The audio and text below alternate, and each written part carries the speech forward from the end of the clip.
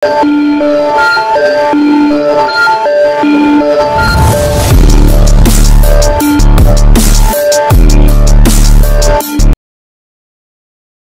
Luo Feng adalah makhluk yang tak terkalahkan, sulit menemukan lawan di bawah Hunyuan. Jika dia dapat memanfaatkan garis keturunan Hunyuan, dia dapat melompat keluar dari kandang kapan saja. Mentalitas Luo Feng secara alami juga berubah. Apa yang akan ia kejar di masa depan adalah cara yang lebih baik untuk keluar dari kandang.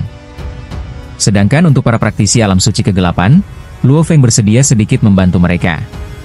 Mengenai dua kaisar Dewa Yan Feng dan Lei Ting di dunia kampung halaman mereka, Luo Feng juga memiliki niat baik. Duduk. Luo Feng menunjuk ke samping. Yan Feng dan Lei Ting merasa tersanjung dan duduk di samping mereka. Dalam situasi ini, keduanya memang sedikit lemah. Yan Feng, Lei Ting, apakah kalian mengalami kebingungan dalam latihan kalian? Jangan ragu untuk memberitahu kami. Bahkan jika saya tidak dapat menjawabnya, saya yakin orang lain di sini dapat memberikan beberapa jawaban. Luo Feng berkata sambil tersenyum. Yan Feng dan Lei Ting memang memiliki banyak kebingungan. Kekuatan mereka sebelumnya rendah, dan mereka tidak memenuhi syarat untuk meminta nasihat dari makhluk tingkat puncak. Saya juga menukarkan garis keturunan Hunyuan tingkat tinggi, binatang petir mata langit, tetapi hasil dari pemanfaatan potensi garis keturunan itu sangat kecil. Lei Ting segera berkata, "Metode apa yang Anda gunakan untuk menggali potensi Anda?" tanya Kaisar Dewa Jike. Sebagai praktisi kontemporer di alam suci kegelapan yang telah melangkah paling jauh dalam memanfaatkan garis keturunannya, dia secara alami memenuhi syarat untuk membimbing Lei Ting. Lei Ting segera mulai menceritakan, "Saya mencoba menggunakan berbagai kekuatan guntur untuk membangkitkan. Lebih dari 100.000 praktisi di taman di depan gua akhirnya menunggu Kaisar Dewa Luo Feng muncul. Sudah keluar. Kaisar Ilahi Luo Feng telah muncul." Para praktisi ini sedikit bersemangat. Mereka melihat seorang pria berambut hitam berpakaian hitam berjalan keluar terlebih dahulu, diikuti oleh Long Jiu Dao Jun dan Jike Shendi, lalu Bo Xiu, Bai Yin. Kelimanya adalah Qi Zeng, Yan Feng, Lei Ting dan lainnya. Para praktisi ini tiba-tiba merasakan bahwa aura yang amat mengerikan terpancar dari pria berpakaian hitam dan berambut hitam itu. Langit dan bumi bergetar. Aturannya kacau. Ruang di sekitarnya mulai menjadi redup dan gelap. Semua praktisi merasa bahwa mereka akan mudah tercabik-cabik di hadapan pria berambut hitam berpakaian hitam ini. Aura Luo Feng dilepaskan dan kemudian ditarik kembali. Para praktisi yang hadir seketika terdiam, tidak berani bersuara sedikit pun. "Saya Luo Feng." Pria berambut hitam berpakaian hitam itu menatap mereka dan tersenyum, "Saya sudah lama tidak berlatih, jadi saya tidak bisa menjawab semua pertanyaan Anda tentang latihan. Hari ini saya hanya akan berbagi beberapa pengalaman latihan saya, dengan harapan dapat menginspirasi Anda." "Terima kasih, Kaisar Ilahi Luo Feng." Semua praktisi membungkuk hormat. Mereka semua tahu, tidak perlu bagi sang makhluk tak terkalahkan untuk memberi instruksi kepada mereka. Mampu membimbing mereka adalah suatu nikmat yang besar. "Silakan mengajukan pertanyaan," kata Luo Feng. "Maaf, Kaisar Luo Feng, selain dari yang diketahui kebangkitan garis keturunan tertinggi, apakah ada cara lain untuk keluar dari kurungan?" Seorang praktisi bertanya. Luo Feng memandang Long Jiu Dao Jun di sampingnya. Mereka telah membicarakannya sejak lama, dan masalah garis keturunan akan dijawab oleh Kaisar Ilahi Jike. Banyak pesan rahasia yang dijawab oleh Long Jiu Dao Jun. Pertanyaan tentang pencerahan dijawab oleh Luo Feng. "Ada 3 cara utama untuk keluar dari kurungan," kata Long Jiu Dao Jun. "Yang pertama adalah kebangkitan garis keturunan tertinggi, dan yang kedua adalah mengendalikan asal mula dunia sumber dan secara langsung menjadi penguasa dunia sumber. Yang ketiga adalah menggunakan kekuatan untuk melanggar hukum dan naik dari tingkat setengah Hunyuan dalam satu langkah untuk menjadi penguasa Hunyuan secara langsung." "Ada berapa cara untuk mengendalikan asal-usul dunia sumber?" seorang praktisi bertanya. "Asal-usul dunia sumber mengandung banyak jalan. Selama kamu meninggalkan jejak jiwa di lebih dari setengah jalan, kamu akan memiliki kesempatan untuk menguasai dunia sumber." Dao Jun Long Jiu tersenyum, "Asal-usul dunia sumber memiliki setidaknya 9 jalan. Jadi, Anda harus mengolah setidaknya 5 jalan menuju tingkat kedua Raja Ilahi. Menguasai setidaknya 5 cara hebat, dan itu juga harus sejalan dengan cara hebat dunia sumber." Semua orang yang hadir tahu bahwa itu sangat sulit. Menjadi ahli dalam satu hal adalah hal yang paling umum. Sangat jarang untuk berlatih dua cara di waktu yang sama. Hanya ada sekitar 1000 orang di level puncak di alam suci kegelapan. Bahkan lebih jarang lagi yang mempraktikkan ketiga jalur tersebut secara bersamaan. Karena Long Jiu Dao Jun mampu mengolah 3 dao ke tingkat sumber semi murni, dia sangat dihargai oleh Dewa Xingmang. Khususnya membantunya memilih dunia sumber yang cocok untuk membantunya bereinkarnasi. Bahkan dalam 3 hal yang dikuasainya, dia telah mencapai sumber semi murni. Tapi dengan cara yang tidak aku kuasai. Masih sangat sulit untuk mencapai level kedua Raja Ilahi. Saya ahli dalam 3 cara hidup, kehancuran, serta kelahiran dan kematian. Namun, ketiga cara ini tidak akan ada pada saat yang sama di dunia sumber. Luo Feng tahu ini. Seseorang harus memahami sedikitnya 5 jalur yang dimiliki dunia sumber, dan harus mencapai sedikitnya alam Raja Ilahi tingkat kedua. Sulit untuk menemukan satu di antara kelompok dunia yang begitu besar. Selain menguasai separuh jalan, ada cara lain. Sebarkan iman. Long Jiu berkata, sebarkan keyakinan di dunia sumber. Bila semua makhluk hidup di alam sumber meyakini bahwa Anda adalah penguasa alam sumber, maka kesadaran asli alam sumber pun akan mengakui Anda sebagai penguasa. Itu hanya metode menyebarkan iman, kesulitannya masih lebih tinggi daripada menguasai setengah jalan. Apakah ada cara lain untuk menjadi penguasa dunia sumber? Seorang praktisi bertanya. Jika kamu dilahirkan di dunia sumber tertentu, bahkan jika kamu melompat keluar dari kandang, kamu tidak akan ditolak oleh dunia sumber ini.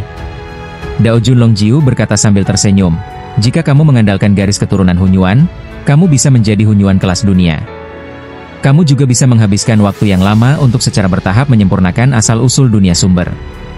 Atau kamu bisa langsung menjadi penguasa Hunyuan dengan melanggar hukum dengan kekerasan. Menyempurnakan asal-usul dunia sumber kampung halamanmu bisa dilakukan dalam sekejap. Semua praktisi yang hadir mengerti.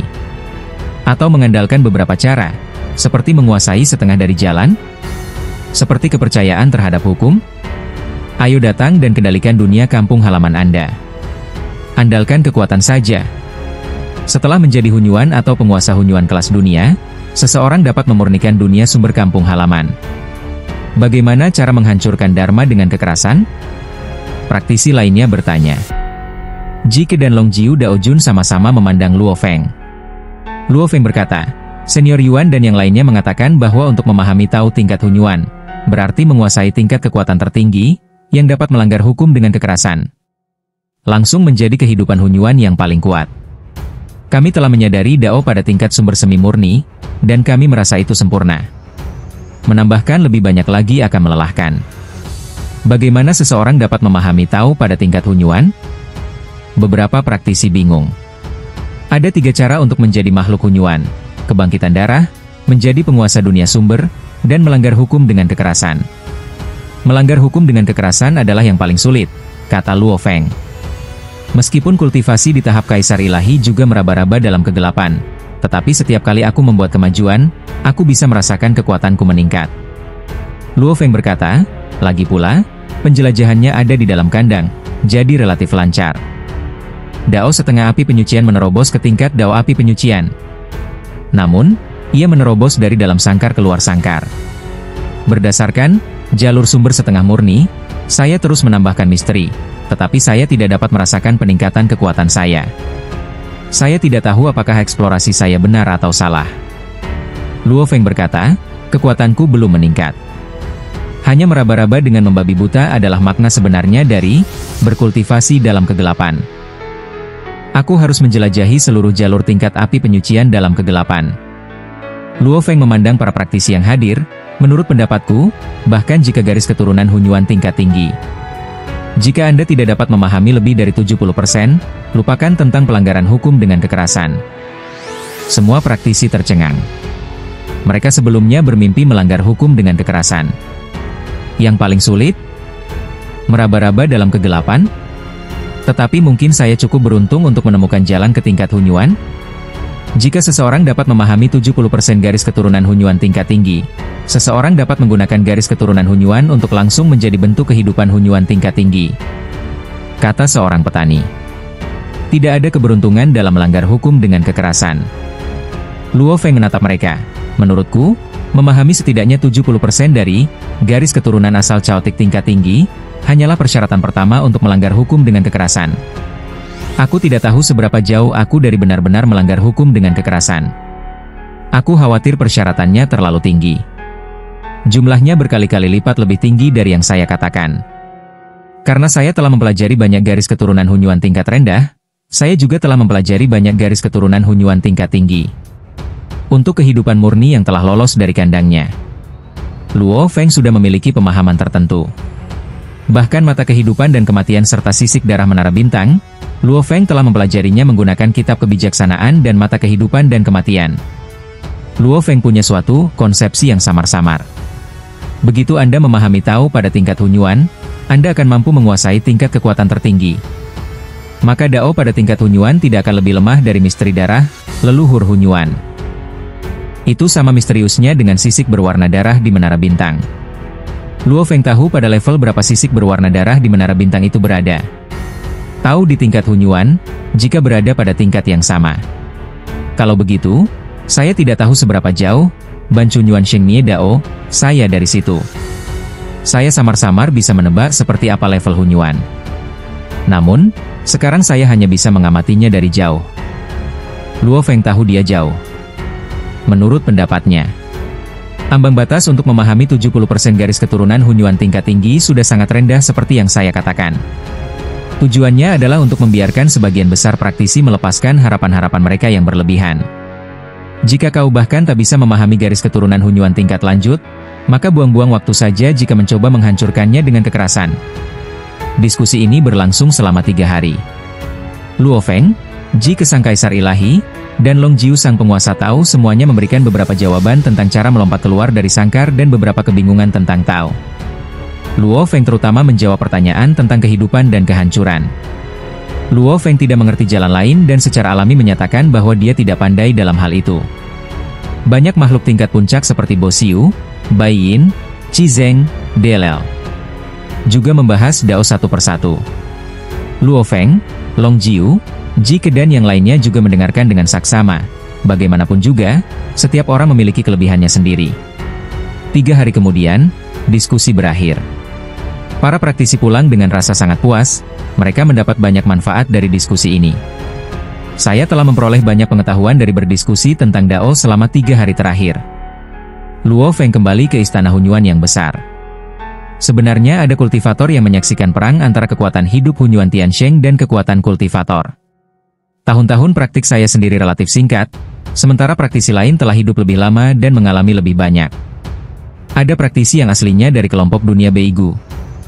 Kemudian, kelompok dunia Beigu hilang. Beberapa praktisi dari dunia sumber dipindahkan ke alam suci kegelapan. Ada pula praktisi yang mengalami dunia sumber kampung halamannya ditelan oleh kehidupan primordial bawaan. Para praktisi itu hanya dapat langsung memusnahkan klon kampung halaman mereka. Sejak saat itu, ia menjadi praktisi di dunia asal tanpa kampung halaman. Kedengarannya kubu kultivator benar-benar dirugikan. Senior Yuan dan yang lainnya juga telah merilis lebih banyak harta karun untuk dipertukarkan dan dibeli oleh praktisi. Luo Feng berpikir, di istana Hunyuan yang besar di alam suci kegelapan, hanya ada sedikit harta yang dapat dipertukarkan dan dibeli pada hari-hari awal. Namun ketika situasi perang semakin memburuk, semakin banyak harta karun yang dirilis. Saya masih memiliki lebih dari 30 juta pahala untuk ditebus. Saya dapat melihat dengan saksama berapa banyak harta yang telah disiapkan oleh senior Yuan dan anak buahnya di dalam aula Hunyuan yang besar. Untuk mengunjungi semua koleksi sekaligus, Anda akan membutuhkan 1 miliar kristal Hunyuan, yang cukup mahal. Luo Feng membayar dengan santai, dan seketika sebuah kehidupan boneka perempuan datang ke sisi Luo Feng. Dia memiliki rambut perak pendek, mata emas, dan senyum yang secara alami sedikit menawan.